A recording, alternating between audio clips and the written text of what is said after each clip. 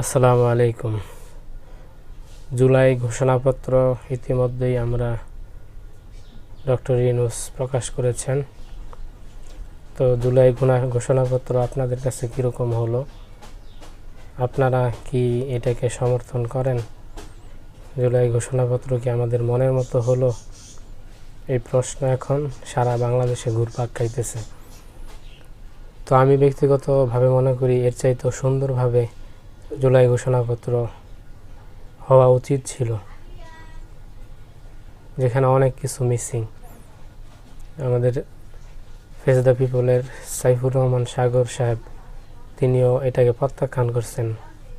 কারণ হিসাবে তিনি অনেক কিছু মিসিং হিসেবে বর্ণনা করছেন। তার মধ্যে প্রবাসীরা যে অবদান রাখছিলেন এই জুলাই অভ্যুত্থানে, যে তারা রেমিটেন্স বন্ধ করে দিয়েছিলেন, এটা কিন্তু খুব একটা প্রভাব ফেলছিল অসহযোগ আন্দোলনের ক্ষেত্রে।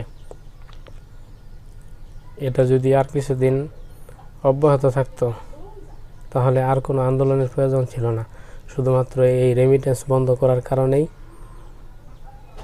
সরকারের পতন হয়ে যেত, হাসিনা সরকারের পতন হয়ে যেত। সেহেতু এটা খুবই গুরুত্বপূর্ণ একটা অংশ ছিল এই জুলাই গণঅভ্যুত্থানের, কিন্তু সেটার কোনো উল্লেখ সেই জুলাই ঘোষণাপত্রের মধ্যে পাওয়া যায় নাই।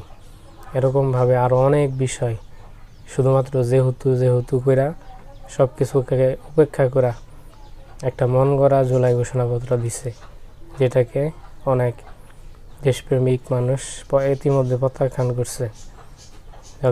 যারা অনেক রাজনৈতিক দলও এটার বিরুদ্ধে ক্ষোভ প্রকাশ করছে, প্রত্যাখ্যান করছে। তো আমি ব্যক্তিগতভাবে মনে করি যে জুলাই ঘোষণাপত্র অনেক দিনের আকাঙ্ক্ষিত জিনিস ছিল, সেটা বহু প্রতীক্ষার পরে যে সামনে আসছে, কিন্তু আমাদেরকে পুরোপুরিভাবে সন্তুষ্ট করতে পারে নাই। যেরকম হওয়া উচিত ছিল সেরকম হয় নাই। তো আপনারা কি মনে করেন? আপনাদের কাছে এটা কীরকম হয়েছে? আসলেই কি এটা গ্রহণযোগ্য হয়েছে কিনা আপনারা মতামত জানাতে পারেন। আপনাদের দুনিয়া ও আখিরাতের কল্যাণ কামনা করে এখানেই শেষ করতেছি আজকের এই শর্ট ভিডিওটা। জুলাই গণঅভ্যুত্থানের ঘোষণাপত্র আমাদের মন মতো হয় নাই, এটাই আমাদের এখন বিভিন্ন মহল থেকে উঠে আসতেছে। পরবর্তীতে আমাদের এটার জন্য কী করণীয় সেটা আমরা অবশ্যই দেশপ্রেমিক জনতার কাছ থেকে সিদ্ধান্ত পাব। আসসালামু আলাইকুম ওয়া রাহমাতুল্লাহি ওয়া বারাকাতুহু।